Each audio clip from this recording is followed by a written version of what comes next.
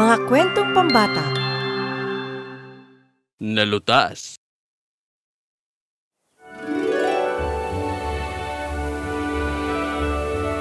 Sandali na lang. Ano bang kulang natin?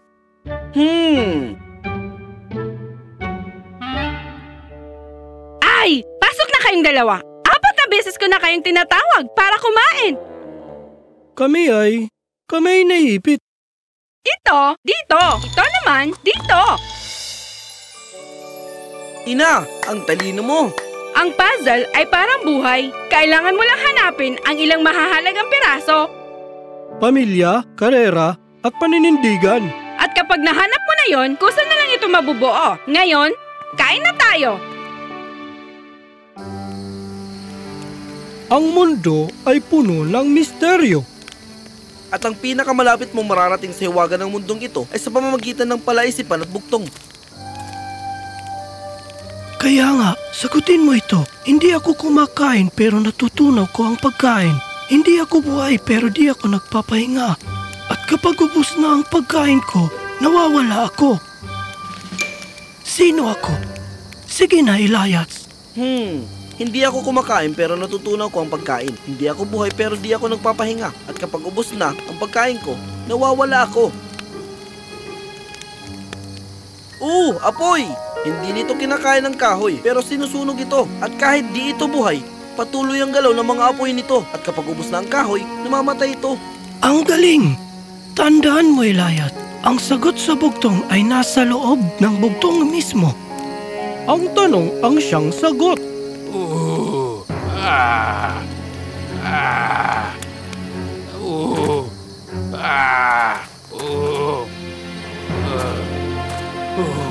Kapatid, malapit na tayo. Kaunting lakad na lang.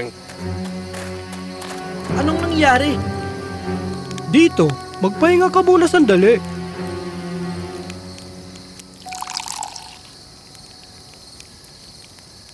Tumawid siya sa tulay nang biglang bumigay ang isang tabla.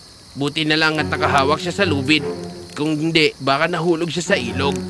Oras na talaga. Kailangan na nating kausapin ng tagapagpayo. Kailan pa siya magpapatayo ng bagong tulay kapag may namatay na? Oo nga naman. Bakit ganito? Hindi ko maintindihan. Bakit sila ganyan? Sinabi ko na sa'yo, wala pa tayong pera. Saan napupunta ang lahat ng tulong mula sa hari? Pupunta tayo mismo sa palasyo at tatanungin natin ang hari. Wag na wag niyong subukan. Karapatan namin yan. Ang palasyo ay malayo at ang pamilya mo ay nandito. Baka may makulong sa kasong pagnanakaw o pananakit sa isang kagalang-galang na tagapagpayo.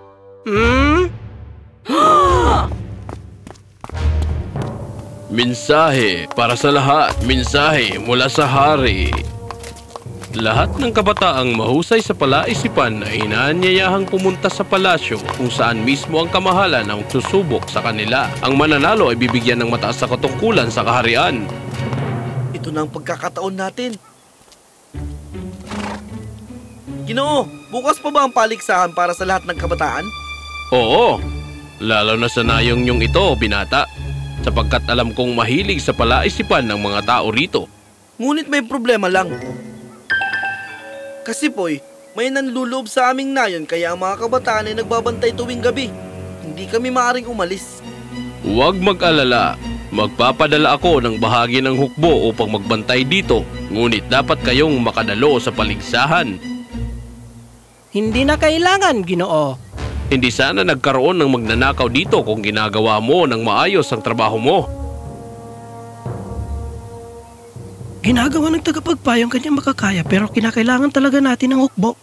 Siguradong hindi mo ipagpapalit ang kaligtasan namin, hindi ba, tagapagpayo? At siguraduhin mong mapaparusahan ang sino mang sangkot sa pagnanakaw o pananakit, hindi ba? Oo naman. Kaya, sina Elias at ang iba pa ay nagtungo sa palasyo. Maligayang pagdating sa inyong lahat. Magtatanong ako ng 3 palaisipan na kailangan nyong masagutan. Ang huling palaisipan ay mismo galing sa prinsesa. Ngayon, narito ang isang pagsubok na palaisipan upang malaman kung sino ang tutuloy sa aktwal na pagsusulit. Ang unang 10 makakatapos ng palaisipan ay makakapasok sa pangunahing paligsahan. Ipinapakita ko sa inyo ang 2 salita, bago at pintuan, bagong pintuan. Kailangan ninyong gawing isang salita ang 2 ito. Simulan na! Ha? Ano ba talagang nangyayari? Hindi ko maintindihan. Ano kaya yun? Hindi ako Ano kaya makapaniwala. nangyayari dyan?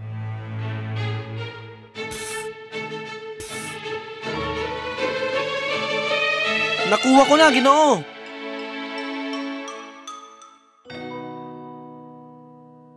Tama siya, kamahalan.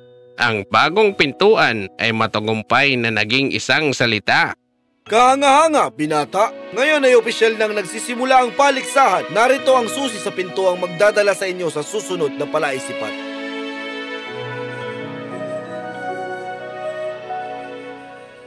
Wala ako noong ako'y ipinanganak. At saan man ako'y isilang ako'y nananatili. Ngunit ako'y naglalakbay magpakailanman. Sa panahon at lupain, sino ako? Bakit ganito? Hindi ako makapaniwala.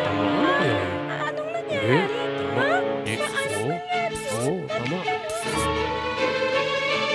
Alaala, kamahalan. Alaala! Hindi ito may iral sa simula. Sapagkat ang sandali ay kasalukuyan pa lamang. Hindi pa alala. At kapag ito'y pinanganak sa isang lugar at panahon, nananatili ito roon. Ngunit ito'y naglalakbay sapagkat ang tagapagdala ng alaala ay dinadala ito sa kanyang puso sa pagdaan ng panahon at paglalakbay. Iyan ay tama. At maganda! Napakatalino! Magaling! Ngayon, ang susunod na palaisipan ay magdadala sa inyo sa sagot. Ang makakakuha nito ay susulong sa huling hamon. Heto na! Ako'y dumarating at umaalis ngunit di sa daan sapagkat ang tanging landas ko ay ako rin lang. Mas minamahal ako dahil sa tinig ko kahit ako'y nakikita naman. Bakit ito nangyayari? Hindi ko maintindihan. Hindi ito katanggap-tanggap. Ano ba talaga Ano kaya? ito? Tama. Bakit ganon? Oo. Isang alon! Isang alon! Dumarating ito at umaalis. Sumasakay sa mismong tubig na bumubuo sa kanya. Kaya't ang tanging landas niya ay ang sarili niyang galaw. At bagaman nakikita ang alon, ang tunog nito ay higit sa nakakagamot at kaibig-ibig. Napakagaling, Elias! Ngayon, ang iyong huling palaisipan ay hindi lang isang palaisipan. Isa itong pagsubok. Mahal? Elias! Ako'y naghahanap ng isang hiyas. Ang hiyas na ito, dalisay at panal ay nakakandado sa likod ng batong tarangkahan na lalo pang tumitibay habang humuhupa ang tubig ng kapalaran. Ang hiyas ay hindi kumikislap ngunit itinatago ng may halaga sa tuktok ng tore na walang hagdan. Ang hiyas ay nagiging higit sa sarili kapag inalis sa kanyang tahanan at iniiwan na nag-iisa. May isang araw ka upang dalhin ng hiyas para sa prinsesa. Ang nag-iisang tao na maaari mong kausapin hanggang makabalik ka bukas kasamang hiyas ay... Hayden!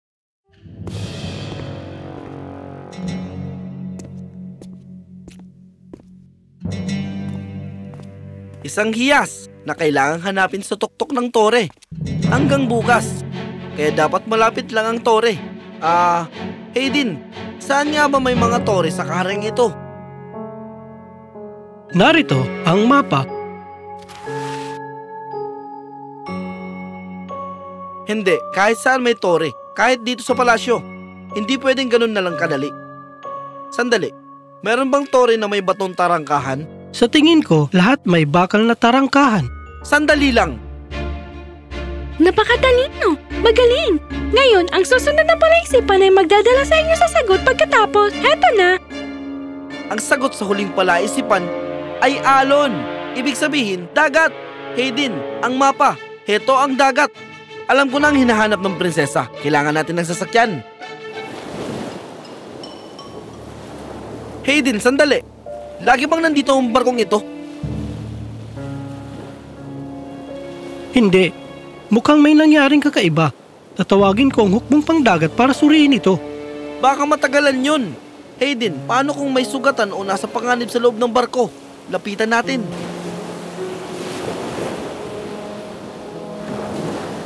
Elias, wala ka ng oras para dito. Baka ang mandaragat sa barko ay kapos din sa oras. Elias, mawawalan ka ng oportunidad sa buong buhay mo. Wala akong pakialam. Hindi ko iiwan ng kahit sinong nangangailangan. Uy, Hayden. Nauna ka pa yata sa inaasahan ko. Uy, Kapitan! Sandali, magkakilala kayo? Talino at puso. Magaling. Ipaparating ko to sa kamahalan. Sige na, kunin mo ang hiyas para sa prinsesa. Sumaiyo ang swerte, binata.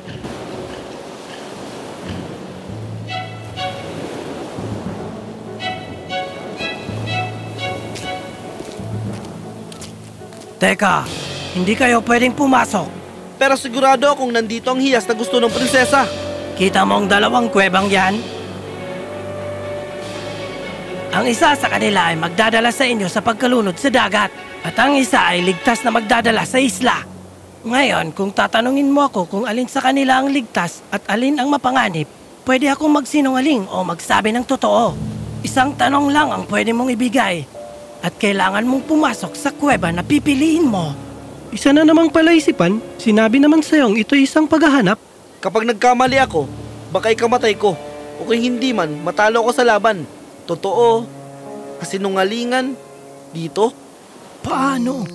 Tandaan mo, Elias, ang sagot sa bugtong ay nasa loob ng bugtong mismo. Ang tanong ang siyang sagot. Ayos, handa na ako. Kung tatanungin ko kayo kung aling kuweba ang patungo sa isla, alin ang ituturo nyo? Ito ang isa. Salamat. Elias, maaring mawala ang lahat. Mag-ingat ka. Sigurado ka na ba talaga? Oo. Hay.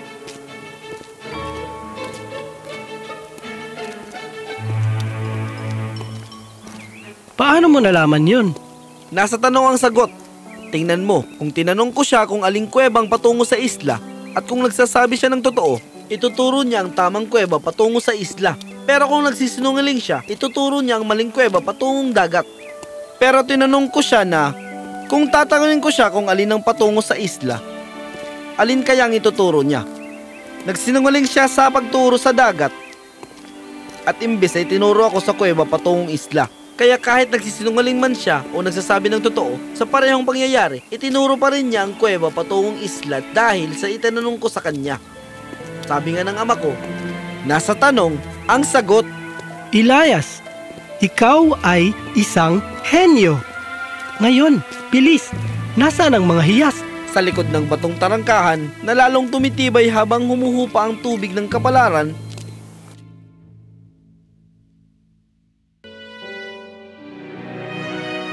kahanga-hanga, paano mo ito nalaman? Sinabi ng prinsesa na ang sagot na alon ay maghahatid sa akin sa kasagutan sa paghahanap. Ang alon ay tumutukoy sa dagat at ang mapa ay may isang isla. Sapat na kalapit para puntahan ko, hanapin ang iyas at makabalik dito sa loob ng isang araw. Sa islang iyon, may isang punong nangingibabaw sa lahat. Ang puno ng niyog, isang tore na walang hagdan. Ang bunga nito ay nakatago sa isang batong pintuan.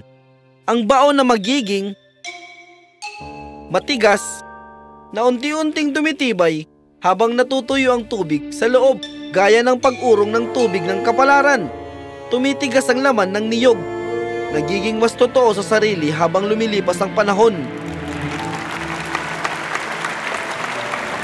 Napahanga mo ako. Humiling ka lang kahit ano, binata. Anong pwede kong ibigay? Ginto, palasyo? Sabihin mo lang. Gusto ko lang ng isang tulay para sa aming nayon, Ginoo. Ano? May katiwalian sa kaharian ko. Kunin ang lahat ng kanyang kayamanan. Ikulong siya. Pagtrabahuin siyang parang aso habang buhay. At Elias, pinaparangalan kitang bilang pangkalahatang tagapayo ng kaharian na direktang makakatrabaho ng mismong prinsesa.